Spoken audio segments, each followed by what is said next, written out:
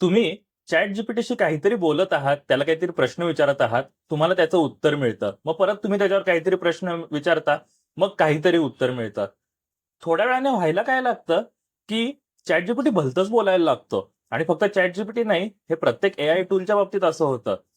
याला कारण काय आहे माहिती आहे का? याला कॉन्टेक्स्ट विंडो हे कारण आहे. कॉन्टेक्स्ट विंडो म्हणजे कुठलंही एल-एल-एमचं मॉडेल एका वेळी किती माहिती लक्षात ठेवू शकतं एका चॅटमध्ये, याला मर्यादा आहे. त्यामुळे तो जुनं-जुनं लक्षातच ठेवेल असं नाहीये. म्हणून ज्यावेळी तुम्हाला एखादी नवीन गोष्ट करायची असते, त्यावेळी नवीन चॅट विंडोमध्ये ती चॅट चालू करा. जर तुम्ही एकच चॅट वापरत असाल कंटिन्युअसली, तर जुना कॉन्टेक्स्ट हरवून जातो आणि तुम्हाला भलतीच उत्तरं मिळायला लागतात.